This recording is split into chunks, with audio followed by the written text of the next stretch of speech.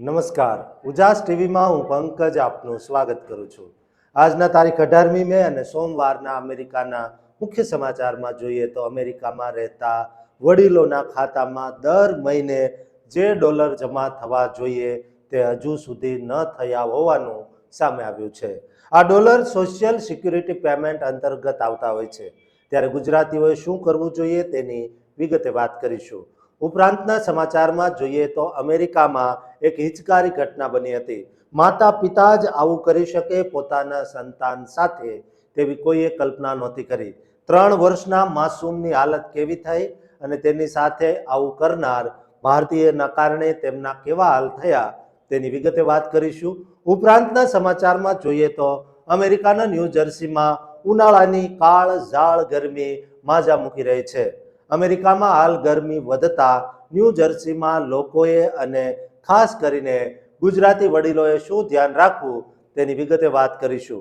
ઉપરાંતના સમાચારમાં જોઈએ તો અમેરિકામાં ઇન્ડિયાના વિસ્તારમાં એક રાત્રે ભયાનક અકસ્માત સર્જાયો હતો, જેમાં પાર્ટ ટાઈમ નોકરી કરીને પરત ફરી રહેલી યુવતીનું એટલે કે વિદ્યાર્થિનીનું મોત થયું હતું। આ અકસ્માતની તલસ્પર્શી વિગતોની વાત કરીશું, તો ચાલો તમામ સમાચાર જોઈએ વિસ્તારથી। અમેરિકામાં રહેતા હજારો વરિષ્ઠ નાગરિકો અને ખાસ કરીને આપણા વડીલો માટે સોશિયલ સિક્યોરિટી એડમિનિસ્ટ્રેશન એટલે કે એસએસએ દ્વારા મે મહિનાના પેમેન્ટ્સને લઈને એક બહુ જ મહત્વપૂર્ણ સત્તાવાર શેડ્યુલ જાહેર કરવામાં આવ્યું છે, જે સમાચાર અત્યારે દરેક વડીલના ઘરના બજેટ સાથે સીધી રીતે જોડાયેલા છે। કારણ કે આજના સમયમાં જે રીતે મોંઘવારી આસમાને પહોંચી ગઈ છે તે જોતા આ માસિક સહાય દરેક વરિષ્ઠ નાગરિક માટે જીવન જીવવાનો એકમાત્ર મોટો આધાર છે।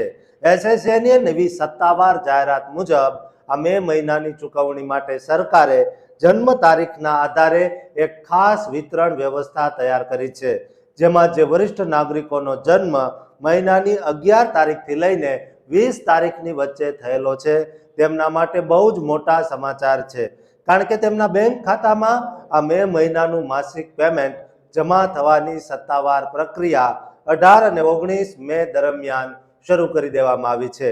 એટલે કે આ 2 દિવસોની અંદર તેમના ખાતામાં નાણાં સીધા ટ્રાન્સફર થઈ શકશે, જેથી તેઓ પોતાના ઘરનું ભાડું, દવાનો ખર્ચ અને અન્ય જીવન જરૂરી ચીજ વસ્તુઓની ખરીદી સમયસર કરી શકે।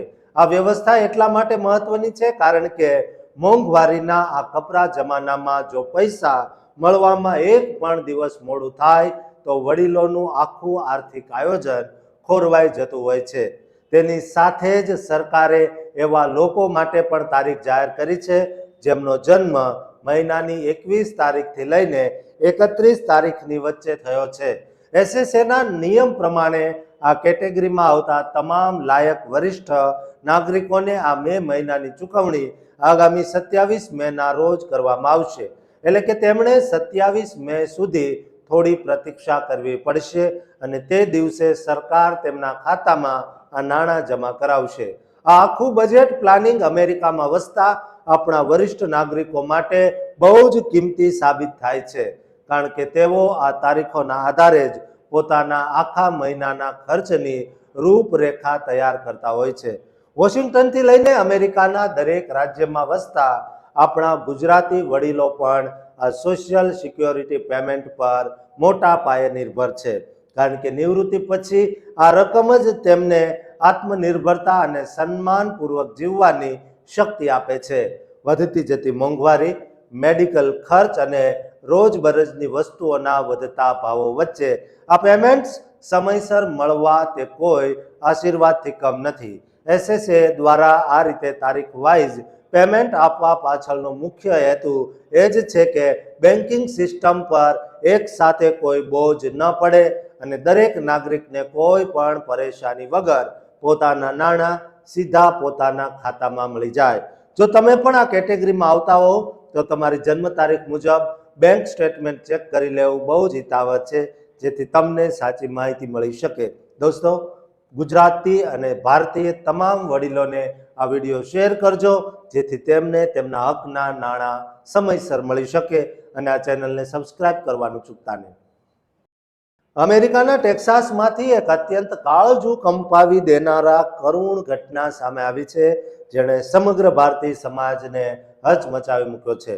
ટેક્સાસના એવરમેન શહેરમાં આવેલા એક ઘરના પાછળના આંગણામાંથી ખોદકામ દરમિયાન એક નાના બાળકના અવશેષો મળી આવ્યા છે, જેની ફોરેન્સિક અને ડેન્ટલ રેકોર્ડ્સ દ્વારા તપાસ કરતા સાબિત થયું છે કે આ અવશેષો બીજા કોઈના નહીં પણ છેલ્લા 3 વર્ષથી ગુમ થયેલા 6 વર્ષના માસૂમ બાળક નોએલ રોડ્રિગ્સ એલ્વારેઝના જ છે.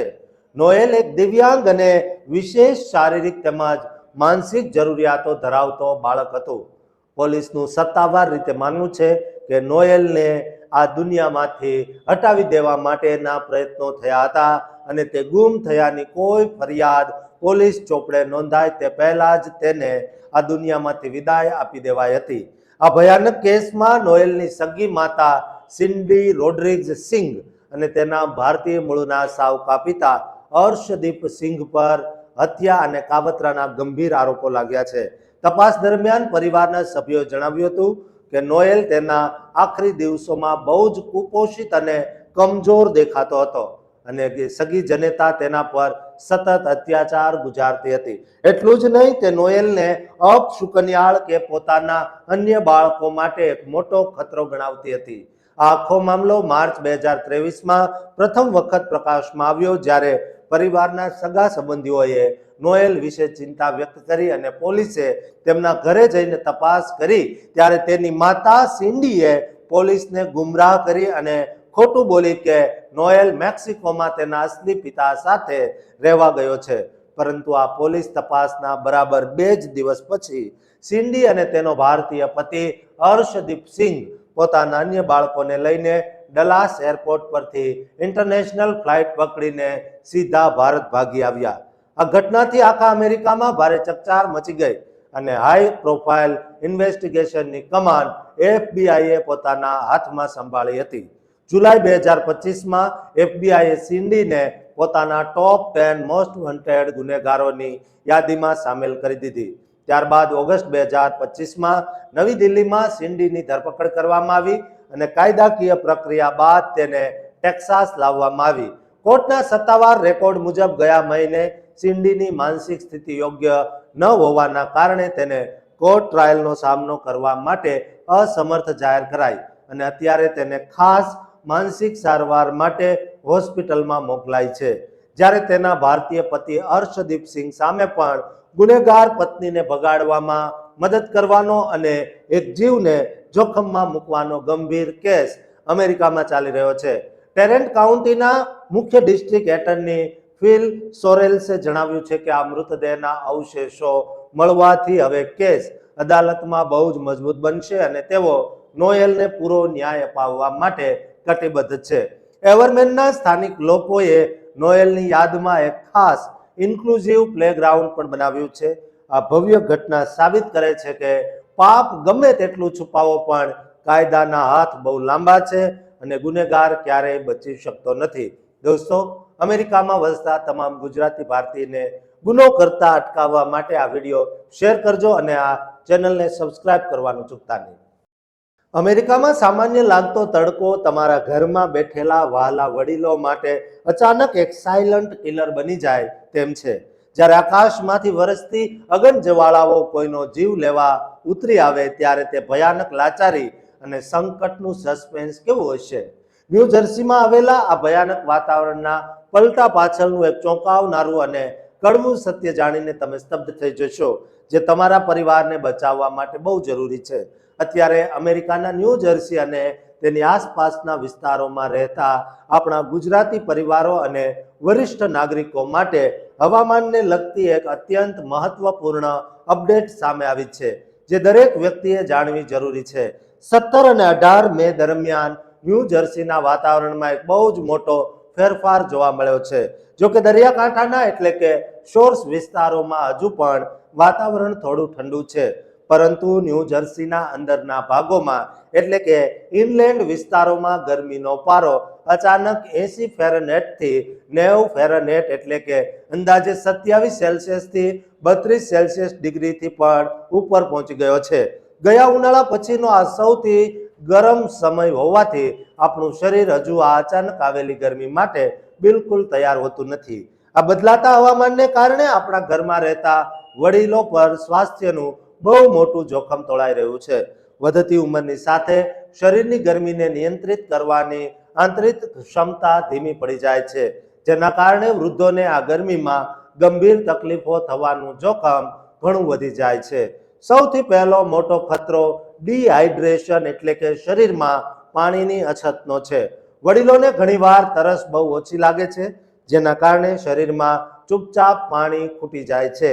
બીજી બાજુ જોખમ હાર્ટ અને બ્લડ પ્રેશરની સમસ્યા ધરાવતા દર્દીઓ માટે છે, કારણ કે અચાનક ગરમી વધવાથી હૃદય પર દબાણ બહુ વધી જાય છે, જે જોખમી સાબિત થઈ શકે છે. આ સિવાય હીટ એક્ઝોસ્ટન એટલે કે ગરમીના થાકને લીધે ચક્કર આવવા, ભારે નબળાઈ લાગવી કે ખૂબ પરસેવો થવો જેવા લક્ષણો પણ દેખાઈ શકે છે.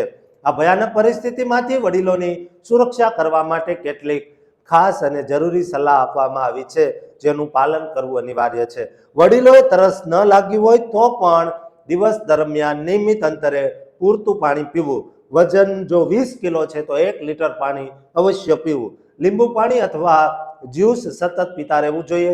જો કે જે વડીલોને ડોક્ટરે પાણી પીવાની મર્યાદા બાંધી આપી હોય તેમણે પોતાના ડોક્ટરની સલાહ લેવી બહુ જ હિતાવહ છે. બીજી સૌથી મહત્વની વાત એ છે કે બપોરના સમયે એટલે કે સવારે 11 થી સાંજના 4 વાગ્યા સુધી બહુ જ જરૂરી કામ ન હોય તો ઘરની બહાર નીકળવાનું બિલકુલ ટાળવું જોઈએ. વડીલોએ ગાર્ડનિંગ કે વોકિંગ જેવા કાર્યો માત્ર સવારના વહેલા સમયે અથવા સાંજે ઠંડક થયા પછી જ રાખવા જોઈએ અથવા કરવા જોઈએ. ઘરની અંદર પણ સાવચેતી રાખવી એટલી જ જરૂરી છે.